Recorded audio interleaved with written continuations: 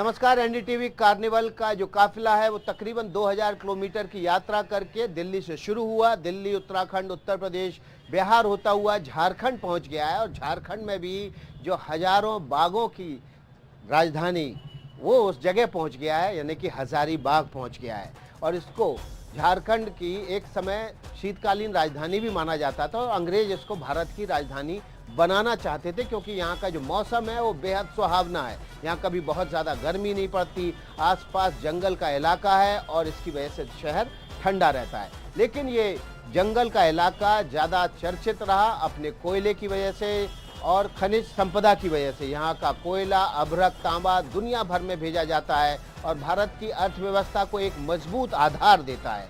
लेकिन जिसको कहते हैं ना, चिराग तले अंधेरा, जहाँ से सबसे ज़्यादा खनिज संपदा निकलती है, उसी शहर को, उस प्रदेश को इस संपदा का कोई खास लाभ नहीं पहुँचा। खनिज यहाँ से निकलता रहा और लोग भी यहाँ से पलायन करते रहे। पलायन एक यहाँ पर बड़ा मुद्दा रहा और चुनाव अब है, तब ये मुद्दे बार बार उभर कर सामने आ रहे हैं। हजारीबाग का जो इतिहास है वो काफ़ी समृद्ध है। अंग्रेज़ों के समय इस जगह को बसाया गया और उसके बाद से आज़ाद भारत में ये खनिज राजधानी भी एक तरह से रहा है।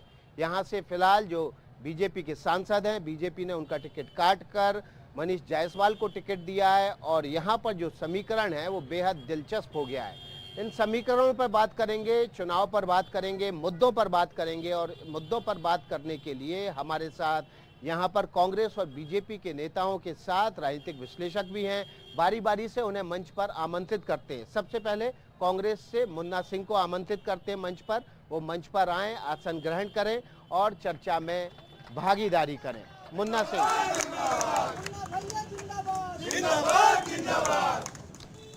इसके अलावा बीजेपी से हमारे साथ यहाँ पर अभिमन्यु प्रसाद हैं, उनको भी मंच पर आमंत्रित करते हैं। अभिमन्यु प्रसाद मंच पर आएं और आसन ग्रहण करें ताकि हम चर्चा को आगे बढ़ा सकें। अभिमन्यु प्रसाद के अलावा हमारे साथ यहाँ पर सुकल्याण मोहित्रा भी हैं, जो प्रोफेसर हैं विनोबा भावे विश्वविद्यालय में राजनीति शास्त्र के, और राजनीतिक विश्लेषक के तौर पर हमने उनको यहाँ मंच पर आमंत्रित किया है। सुकल्याण जी, एनडीटीवी इलेक्शन कार्निवल का मंच सज चुका है। जनता जनार्दन है। चुनाव में सबसे ज़्यादा पूजा इन्हीं की होती है, वो जनता भी यहाँ पर मौजूद है और चुनावी मुद्दे और समीकरणों की यहाँ से शुरुआत करते हैं, जानने की कोशिश करते हैं कि आखिर हजारीबाग में वो कौन से मुद्दे हैं जिन पर जनता यहाँ पर इस चुनाव में वोट करने जा रही है। सबसे पहले कांग्रेस का रुख कर लेते हैं और कांग्रेस के जो हमारे यहाँ पर आमंत्रित हैं मुन्ना सिंह, उनसे समझने की कोशिश करते हैं कि आखिर यहाँ पर मुद्दे क्या है, किन मुद्दों को, क्योंकि मुद्दों को आकार स्वरूप देने का काम विपक्ष का है। क्या मुद्दे हैं मुन्ना जी? धन्यवाद। हजारीबाग में जो सबसे बड़ा यहाँ पे मुद्दा अभी क्या है, महंगाई का, बेरोजगारी का। और यहाँ जो स्थानीय विधायक थे उन्हें प्रत्याशी बनाया गया है लोकसभा का। उसमें क्या है कि उनके ऊपर इतना तरह का आरोप है, पार्टी ने कैसे उन्हें प्रत्याशी बनाया, पार्टी का कमी देखना होगा। यहाँ पे आप जितना भी तरह का इशू है हजारीबाग में, आप ज़मीन का व्यापार देख लीजिए। यहाँ गरमजुरवा ज़मीन में सभी लोगों का मकान टूटा, उनका स्कूल उसमें स्थापित है। कोयला का व्यापार जो यहाँ पे साइडिंग चल रहा है, उसमें सारा उनका वर्चस्व है। वहाँ के स्थानीय लोग जो हैं, बांका, बानादाग, कुसुम्भा, कटकमदाग, बांका, सारे लोग, फथा, सारे लोग प्रभावित, विस्थापित लोग परेशान हैं। उन लोग को, स्थानीय लोगों को रोजगार नहीं मिल रहा है, उसमें उनकी भागीदारी नहीं मिल रही है, वो व्यवसाय उनका वहाँ चल रहा है। स्कूल यहाँ पे आप देखेंगे कि जितने भी सरकारी स्कूल पहले जो हजारीबाग का एक गौरव का विषय हुआ करता था, आज सारा स्कूल जीर्ण शीर्ण अवस्था में हो गया है। 10 साल उनका कार्यकाल यहाँ पे हो गया। अपना उनका प्राइवेट स्कूल से, एक स्कूल से 2 स्कूल हो गया, लेकिन एक भी। मुन्ना सिंह जी, अभी सरकार यहाँ पर किसकी है? सरकार तो जेएमएम कांग्रेस की है। तो सरकार आपकी है, अगर कुछ इलीगल है, अवैध है, तो आप कार्रवाई करने के बजाय मंच से आरोप लगा रहे हैं। उसमें क्या हुआ कि कार्रवाई हमने, मैं आपको जानकारी दे दें, वहाँ के विरुद्ध में हमने आंदोलन भी किया था। उसमें मेरी अरेस्टिंग हुई थी, क्योंकि एनटीपीसी सेंट्रल गवर्नमेंट का संस्थान है और उसमें सेंट्रल गवर्नमेंट का इंटरफेरेंस के बाद हमारी अरेस्टिंग हुई। मैं जेल गया और काफ़ी ग्रामीण भी उसमें परेशान हुए। तो इसलिए चूंकि एनटीपीसी जो है सेंट्रल गवर्नमेंट का मामला है, इसलिए वहाँ पे स्टेट गवर्नमेंट का बहुत इंटरफेरेंस नहीं चल पाता है। लेकिन आपने जितने मुद्दे गिनाए सब जगह सेंट्रल गवर्नमेंट का ही है क्या? नहीं, सब जगह नहीं। अभी आप देखेंगे बाकी जगह क्यों नहीं कार्रवाई? अभी हजारीबाग में सीएम मतलब स्कूल आप राजनीतिक मंच का इस्तेमाल, इस मंच का इस्तेमाल राजनीति सेटल करने के लिए कर रहे हैं? ऐसा नहीं है। आप सरकार आपको कार्रवाई करके यहाँ गिना देते कि ये इलीगल था हमने किया, ये इलीगल था हमने किया, तब तो बात थी ना। अभी केवल आरोप लगा रहे हैं। अभिमन्यु प्रसाद जी, ये आरोपों में दम है? देखिए, आरोप पूरी तरह से गलत है। आज हजारीबाग में जो मुन्ना सिंह जी बता रहे हैं, यहाँ एनटीपीसी जो खनन परियोजना जो आया है उससे हजारीबाग का रोजगार बढ़ा है, त्रिवेणी सैनिक के आने से रोजगार बढ़ा है। बहुत जल्द और भी जो है बड़ी बड़ी कंपनियां हजारीबाग में पिछले कई वर्षों से अपना काम कर रही है और बहुत हद तक जो रोजगार का जो मुद्दा होता है उससे यहाँ पे लोगों को रोजगार मिला है। अगर हम लोग देखते हैं कि अगर रोजगार का जो मामला है, ये रोजगार का मामला पूरा जीवन भर चलने वाला है, लेकिन हजारीबाग में रोजगार का मुद्दा बहुत हद तक जो है वो सुधर गया है। विभिन्न प्रकार की यहाँ पे खनन कंपनियां हैं और उसमें लोगों को काफी हद तक रोजगार मिल रहा है। जी, तो आप जो कह रहे हैं कि रोजगार, महंगाई, ये मुद्दे हैं यहाँ पर, कह रहे हैं कि ये तो मुद्दे जो है इन पर लगातार काम हो रहा है, लेकिन फिलहाल सरकार आपकी सरकार ने कितने रोजगार यहाँ पर पैदा किए? अभी क्या है देखेंगे, हजारीबाग में एक नया स्कूल ऑफ एक्सेलेंस खुला है जो हमारे झारखंड सरकार का सीएम का प्रयास से, जो हिंदू स्कूल था उसको सीएम ऑफ एक्सेलेंस बनाया गया है, जिसमें जो गरीब बच्चे, जो पिछड़े बच्चे, उन्हें शिक्षा देने का काम किया जा रहा है। अभी नया स्टार्ट हुआ है। दूसरा, सेंट्रल गवर्नमेंट का अपेक्षा हमारा झारखंड था, जिसमें इंदिरा आवास का फंड, यहाँ पे जो प्रधानमंत्री आवास था उसका फंड रोक दिया गया था, तो हमारा झारखंड सरकार ने आबुआ आवास योजना यहाँ पे लाया। जितने भी जो लोग जिनके पास मकान नहीं था, सारे लोग को, चाहे वो जनरल कैटेगरी के हों, आरक्षित कैटेगरी के हों, सारे लोगों को आबुआ आवास देने का काम किया गया है। ये हमारे सरकार ने काम किया। लेकिन भ्रष्टाचार मुद्दा नहीं है यहाँ पर? देखिए, भ्रष्टाचार मुद्दा तो जरूर निश्चित रूप से है। तो आपने नाम ही नहीं लिया इतने बड़े मुद्दे का? मेरा कहना है, अभी मैं आपको बताता हूँ, हम लोग अपने छोटे स्तर से, अभी सदर प्रखंड में एक वीडियो यहाँ पे मनमानी कर रही थी, हमने उनके खिलाफ कोर्ट गए, वीडियो का यहाँ से ट्रांसफर हुआ।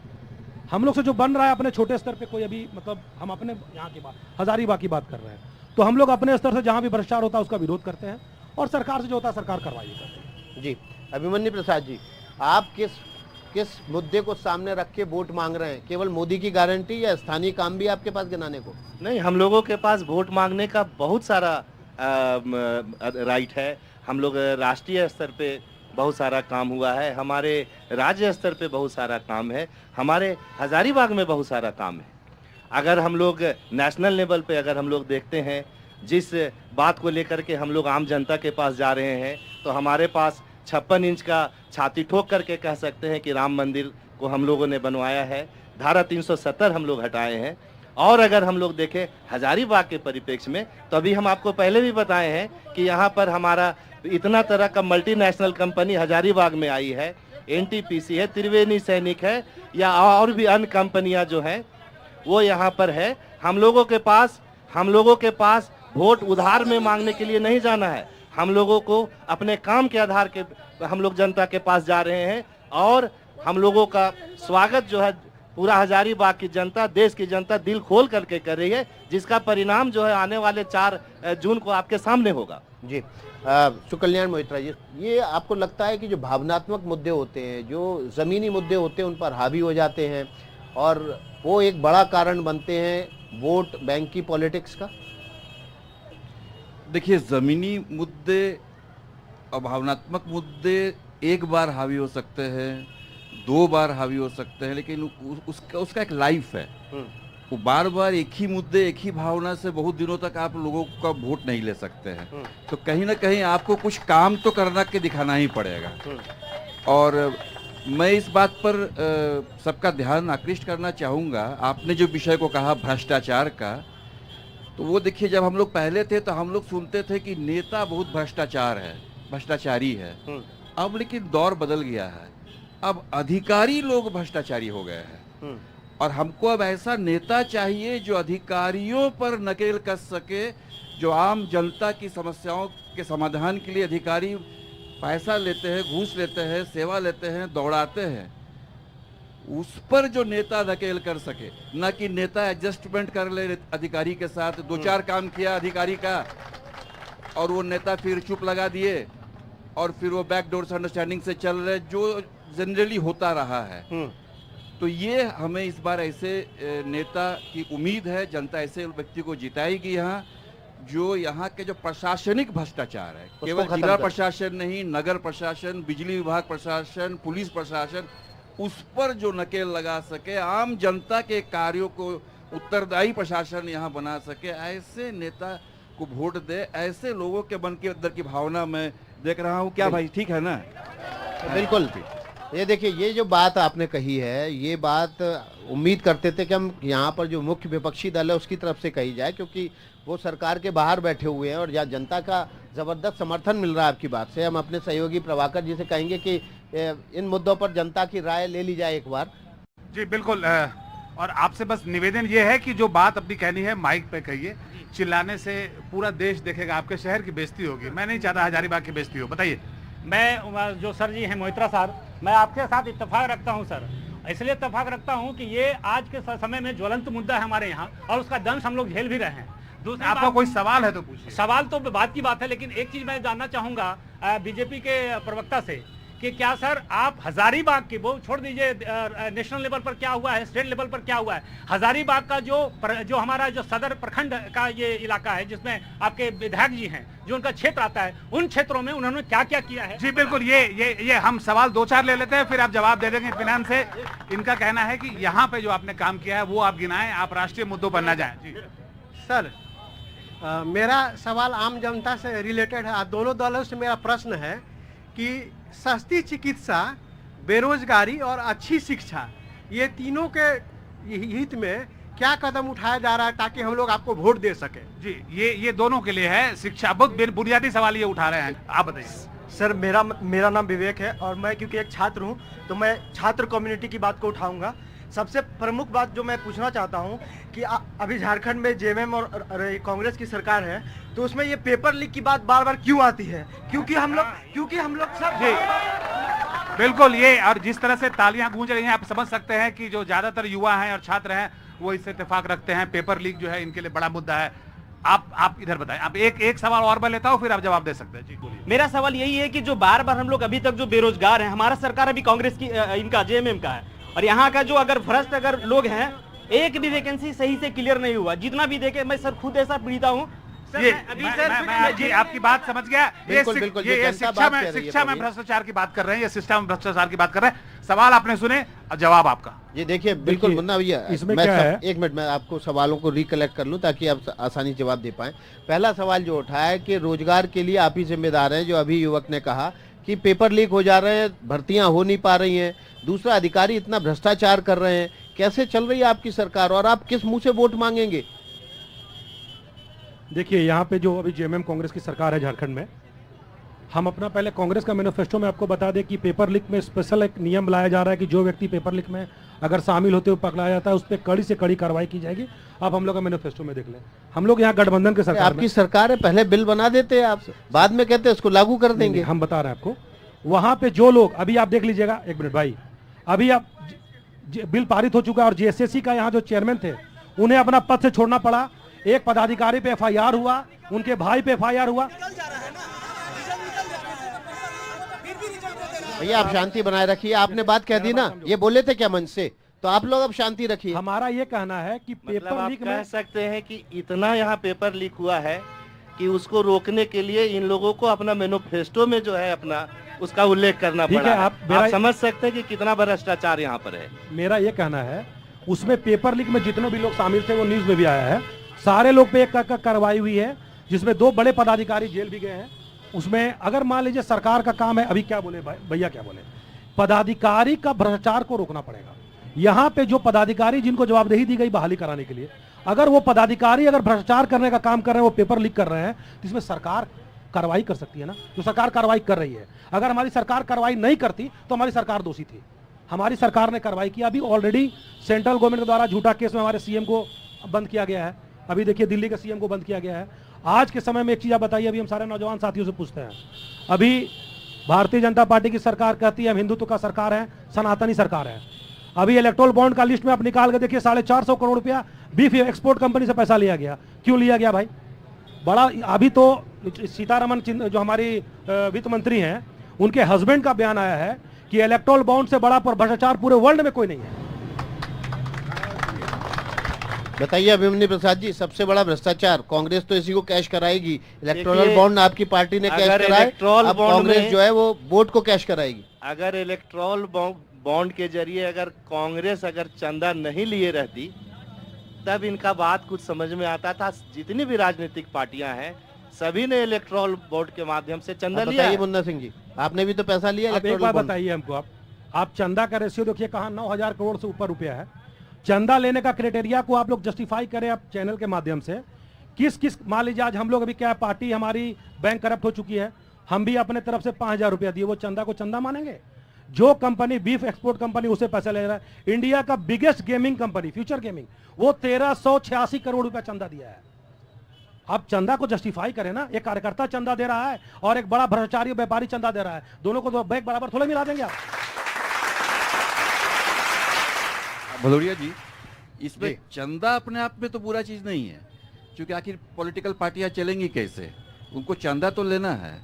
लेकिन यहाँ जो मामला आया है, जो बीजेपी के विरुद्ध जाता है कि उन लोगों ने चंदे के आड़ में धंधा किया है, ये जो चीज है, ये बिल्कुल ये गलत डेट आरोप बैठा है। के आप जो जब रेट करवाते हैं, रेट के बाद के डेट पे वो पैसा देते हैं, फिर कोई छूट जाता है, किसी को बेल मिल जाता है, कोई पार्टी में शामिल हो जाता है, कोई अप्रूवर बन जाता है, ये सब जो हिस्ट्री बाहर आ रहा है, इसके आधार पर ये भ्रष्टाचार का एक पक्ष बन रहा है। चंदा अपने आप में भ्रष्टाचार नहीं है।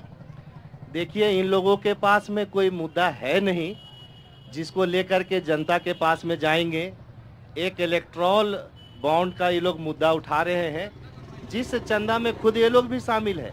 जितने भी तरह का जो राजनीतिक पार्टी है, सभी पार्टियां चलाने के लिए सबको चंदा की आवश्यकता होती है और लोग चंदा लेते हैं।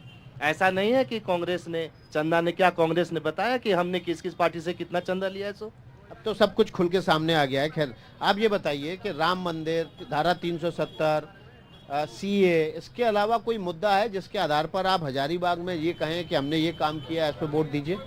हजारीबाग में बहुत सारा ऐसा मुद्दा हम लोगों का है। विकास का मुद्दा है, हजारीबाग में मेडिकल कॉलेज का मुद्दा है, हमारे यहाँ रेलवे जो है एक बहुत बहुत पुराना चिर परिचित मांग था। आज हजारीबाग में रेलवे है और आपको हम बताना चाहेंगे कि हजारीबाग से वंदे भारत ट्रेन भी गुजरती है और पूरे भारत देश में हजारीबाग जो है एक पहला ऐसा ट्रैक है जो सिंगल ट्रैक पे वंदे भारत रांची से पटना के लिए जाती है। और हजारीबाग का जो एकमात्र अगर हम लोग कुछ मांग अगर हम लोग कहें तो ये रेलवे का ही था। दूसरा मांग था मेडिकल कॉलेज का, वो लगभग बन के तैयार हो चुका है। आपको एयरपोर्ट भी जो है वो प्रक्रिया में है। एयरपोर्ट नहीं बनेगा ऐसा नहीं है, एयरपोर्ट बनने का प्रक्रिया होता है, उसका अपना बहुत सारा उसका मानक है कि एयरपोर्ट बनने के लिए क्या क्या अद्यतन को पूरा किया जाता है, वो सारा कार्रवाई चल रहा है। और आप देखिएगा, ये चुनाव समाप्त होने दीजिए, हजारीबाग में जो एयरपोर्ट बनना है वो बनेगा। जिस तरह से आज से कुछ साल पहले इसी तरह से लोगों का एक मांग था रेल, और आज हजारीबाग में रेल है। और हजारीबाग का जो एक बहुत बड़ा मांग है, हम भी मानते हैं एयरपोर्ट का एक मांग है, आम जनता का मांग है। और इस बार सरकार आने दीजिए, तो इस बार भी बन एयरपोर्ट जाएगा। यहाँ पे बनेगा। बिल्कुल। हजारीबाग तो गढ़ रहा है रामनवमी, और यहाँ से रामनवमी पर जुलूस निकालने की जो परंपरा यहाँ थी वो धीरे धीरे पूरे इलाके में और देश के अलग अलग हिस्सों में फैली है। लेकिन ये भी कहा जाता है कि रामनवमी के बहाने बीजेपी जो है वो राजनीति खेल जाती है और कांग्रेस और बाकी दल देखते रह जाते हैं। नहीं, ऐसा नहीं है। अभी क्या है कि राजनीति करने का देखिए क्या है कि निश्चित रूप से भारतीय जनता पार्टी का जो आचरण रहा है, धर्म में राजनीतिक रूप डाल के, लोगों को उकसा के, धर्म का सेंटीमेंट जगा के अपना राजनीति रोटी सेकने का रहा है बीजेपी। हम लोग अपने स्तर से प्रयास करते हैं, घूम घूम के हम लोग भी सारे जगह जाके लोगों को समझा रहे हैं। देखिए पिछली बार क्या हुआ, यहाँ रामनवमी में जो करंट यहाँ के विधायक थे, जो भी प्रत्याशी हैं लोकसभा के, सभी झांकियों में जाके बोले प्रशासन से मनाही था कि डीजे नहीं बांधना है, क्योंकि डीजे में लोग गलत गाना बजाने लगते हैं, लोगों का सेंटीमेंट जागृत होता है, एक तनावपूर्ण माहौल बनता है। प्रशासन का बार बार रिक्वेस्ट के बाद भी प्रत्याशी जाके सभी जगह पे उन लोगों को बोल बोल के उकसा के डीजे बनवाए। आज हजारीबाग के लोग हैं, उन लोग से पूछिए, करीब करीब 500 लोगों पे FIR हुआ, जिनका कोई पूछने वाला नहीं है। आज उनके परिवार, उनके घर वाले परेशान हैं। तो परेशान कहीं ना कहीं अल्टीमेटली यहाँ के पब्लिक हो रही है। नेताजी तो अपना नेतागिरी करके निकल जा रहे हैं, परेशान यहाँ हम लोग ये लोगों को समझाते हैं कि भाई हम लोग भगवान मर्यादा पुरुषोत्तम का त्यौहार मनाते हैं, हम लोग मर्यादा के अनुसार अपने सनातन धर्म के अनुसार दूसरे को क्षति न करके प्रेम से सद्भावना से हम लोग त्यौहार को मनाएं, हम लोग अपना काम कर रहे हैं। तो 500 लोगों पे मुकदमे और नेताजी तो फुर्र हो गए, अब सांसद भी बन जाएंगे। ये हजारीबाग का जो रामनवमी है, इतना बड़ा यहाँ पे आयोजन होता है, इतना बड़ा रामनवमी, इंटरनेशनल रामनवमी है, बहुत सारी कानूनी बाध्यताएं हैं, कुछ कानूनी प्रक्रिया है, किसी पर आरोप लगता है, इतना बड़ा आयोजन है। अगर ये सब मामला हजारीबाग के लिए छोटा है, अगर आप देखेंगे रामनवमी में तो हमारे यहाँ घायलों का संख्या अगर रामनवमी के दिन में देखेंगे तो आप कहेंगे कि ये पर्व यहाँ मनाया ही क्यों जाता है। लेकिन आप देखेंगे कि इतना बड़ा आंकड़ा है पूरे हिंदुस्तान में, रामनवमी को मनाने के दिन जितने लोग अपने अस्त्र से घायल होते हैं, और फिर भी देखिएगा कि हर एक साल फिर रामनवमी उसी उल्लास के साथ मनता है, लोग इसको कहीं भी बुरा नहीं मानते हैं। तो कल्याण जी, प्रधानमंत्री नरेंद्र मोदी की जो छवि है वो एक क्लीन लीडर की है, और उसके उस छवि को बीजेपी हर जगह कैश कराती है। झारखंड में तो बड़ी बेडब स्थिति है, यहाँ सिटिंग सीएम को ही जेल में जाना पड़ा था। इसके अलावा यहाँ पर आदिवासियों के बीच धर्म परिवर्तन एक बड़ा मुद्दा रहा एक समय, पैसे के दम पर या बरगला कर उनका धर्म परिवर्तन कराया जाता रहा। हाल ही में बीजेपी ने छत्तीसगढ़ में आदिवासी मुख्यमंत्री बना दिया, आदिवासी सेंटिमेंट को कैश कराने के लिए। राष्ट्रपति द्रौपदी मुर्मू वो आदिवासी है। क्या आदिवासियों के बीच प्रधानमंत्री की क्लीन इमेज और इन मुद्दों का असर है, बीजेपी की तरफ झुकाव है, या उनका झुकाव अभी भी हेमंत सोरेन और बाकी दूसरे दलों की तरफ है? नहीं, देखिए, आदिवासियों के बीच में अपना स्थान बनाने में तो प्रधानमंत्री जी ने बहुत कुछ किया है। आपने ठीक जो उदाहरण आपने दिया, और इस बार तो 15 नवंबर को वो बिरसा मुंडा जी के गांव में भी आए थे और वहाँ पर बहुत सारी घोषणाएं भी उन्होंने किया, और उसको जनजातीय दिवस और क्या सब स्कीम वगैरह भी उन्होंने बहुत सारे किया। तो इस तरह से बहुत उनके जनजातियों के प्रति उनके बहुत सारे कॉन्ट्रीब्यूशंस है, और अच्छी खासी वोट बीजेपी की जनजातियों के बीच में भी है। उनके ढेर सारे एमएलए एमपीज भी उनके हैं। इस जनजातीय मंत्री हमारे झारखंड से अर्जुन मुंडा जी ही हैं, और इतना बड़ा जो है वो आदिवासी के हित के लिए ही अर्जुन मुंडा जी को केंद्र में उतना बड़ा लेकिन जनजातियों का अभी भी जो बहुमत है वो गुरुजी जो है, हेमंत सोरेन उतना बड़ा फैक्टर अभी भी नहीं है, लेकिन उनके पिताजी गुरुजी जो है, तो गुरुजी अभी भी जनजातियों के सर्वमान्य लीडर झारखंड के हैं। तो ये उनका एक अलग क्रेज है, और जब तक वो हैं तब तक उनका अट्रैक्शन जो है वो भारी पड़ेगा। और इसीलिए झारखंड में आज विधायक देखिएगा आप तो बड़ी संख्या में जनजाति विधायक जो है जेएमएम के ही है। जी, जनता से बात कर लेते हैं। प्रभाकर जी बताइए। हमारे यहाँ के जो माननीय विधायक जी हैं, जो अभी एमपी का चुनाव लड़ रहे हैं, मैं चाहूँगा यहाँ खड़े लोगों में से आप जरा पूछ के बताएं कि कितने लोग उनको डायरेक्ट पहुँचाते हैं या उनका नंबर कितनों के पास, प्लीज। इतने दिन से हो रहे हैं, बहुत बड़ी जी। तो इनका ये इनका आरोप समझिएगा आप। इनका कहना है कि जो विधायक हैं, जो अभी आपके एमपी के कैंडिडेट हैं, वो लोगों से मिलते जुलते नहीं हैं और एक्सेसिबल नहीं है। बताइए, आप कुछ बोलना चाह रहे थे। अभी देखिए, मैं एजुकेशन पे बात करूंगा। अभी केंद्र सरकार ने न्यू एजुकेशन पॉलिसी लागू कर दी है। ये झारखंड स्टेट है, यहाँ न्यू एजुकेशन पॉलिसी लागू होने से 4 साल का ग्रेजुएशन हो गया है। यहाँ गरीब छात्र ज़्यादातर पढ़ते हैं और उच्च शिक्षा से जानबूझ के वंचित रखा जा रहा है छात्रों को, ताकि ना युवा पढ़ेगा ना बोले। हम ये पूछना चाह रहे हैं, अभी जेएमएम का सरकार है सर, जनजातियों का सरकार है, आपने बोला। आप ये 5 साल में जनजातियों के लिए क्या काम किया, थोड़ा उंगली पे हमको गिन के बता दीजिए बस। सर, मैं पूछना चाहता हूं, जितने भी प्रवक्ता यहाँ पे बैठे हुए हैं, मैं एक ही क्वेश्चन पूछना चाहता हूं उनसे कि आप लोग जो भी सरकार यहाँ पे चल रही है, आज मैं अपने मैनिफेस्टो में 5 लाख नौकरी देने की बात की थी। आज मैं पूछना चाहता हूँ यहाँ के युवा से कि वो 500 भी नौकरी दिए हैं, और अगर दिए हैं तो वो गिना दें। ये जेएमएम के सरकार में, गठबंधन के सरकार में, ये लीप ईयर नहीं है, 2024 लीप ईयर है ना, ये लीक ईयर है। ये लीक ईयर बोल रहे हैं इसको। बहुत गंभीर आरोप लग रहे हैं। युवा जो है, युवा कह रहा है जनजातियों के लिए क्या किया, युवा कह रहा है पेपर लीक नहीं, लीक ईयर नहीं, लीक ईयर है। 2024 हो गया, 10 साल हो गया। 10 साल में जब भी क्वेश्चन होता है, चाहे पेपर होता है आंसर की, उसका एग्जाम लिया जाता है, तो क्वेश्चन आप लोग को छात्रों का गुस्सा दिख नहीं रहा है क्या? बहुत गुस्सा देखिए, ऐसा है, गुस्सा जो छात्रों का गुस्सा जायज है, इसलिए सरकार ने कार्रवाई भी बहुत कड़ी कार्रवाई की है। अभी जो कार्रवाई हुआ है, जैसे सीए के चेयरमैन को हटाया गया, उन्होंने रिजाइन दिया। अभी लगातार जेपीएससी का भी एक एग्जाम कंडक्ट हुआ है तुरंत, आचार संहिता लगने के पहले। आचार संहिता नहीं लगा रहा था, और इधर कुल मिलाकर टीचर्स का, हाई स्कूल का टीचर्स का बहाली हुआ, जिसमें काफी लोग इंगेज हुए। आपको सचिवालय सहायक का बहाली हुआ, एक राउंड तो बहाली हुआ ना जी 5 साल में, अरे एक राउंड तो हुआ ना बहाली। अरे 2 सचिवालय सहायक का और हाई स्कूल का सचिवालय का सर कैंसिल हो। अरे यार पिछले बार वाला यार, अरे भैया 5 साल बहाली के मामले में मुन्ना सिंह जी, अगर जनता से बात भदौरिया करने जी, लगेंगे तो बात नहीं हो पाएगी। भदौरिया जी, बहाली के मामले में ये लोग दोनों दोषी है। बहाली के मामले में ऐसा नहीं है कि ये दूध के धोए हुए हैं और वो खाली नहीं दे रहे हैं। ये दोनों जिनके पास जहाँ इनके पास पद है, अभिमन्यु प्रसाद जी माइक ये उठा रहे लोग कोई ये लोग बहाली आजकल नहीं पा रहे, इनके पास जवाब भदौरिया नहीं जी, आज एक मुन्ना नया सिंह फार्मूला जी का निकला कहना है।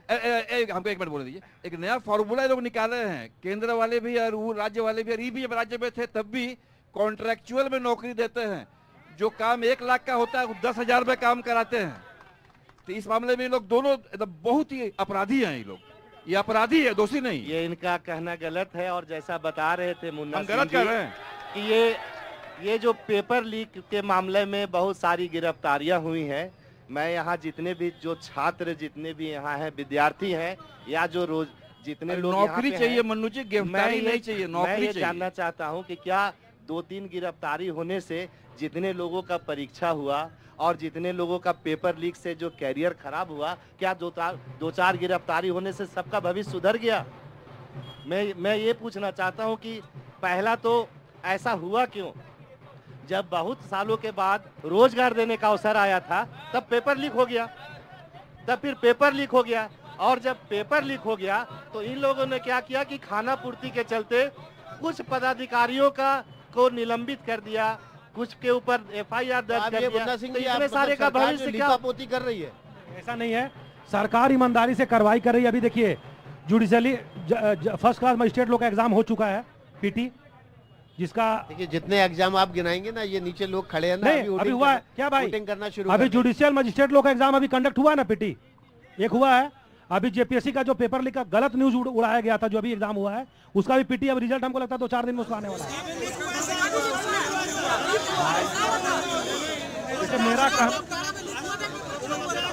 ये लोग को हम सुझाव देंगे, हाँ। ये लोग को सुझाव देंगे कि ये लोग जो पूरा लिस्ट निकालते हैं, शेड्यूल निकालते हैं कि किस दिन एडवर्टीजमेंट होगा, किस दिन रिटर्न टेस्ट होगा, किस दिन PT, किस दिन मेंस होगा, किस दिन रिजल्ट निकलेगा, उसी में लोग डेट निकाल दे किस दिन लीक होगा।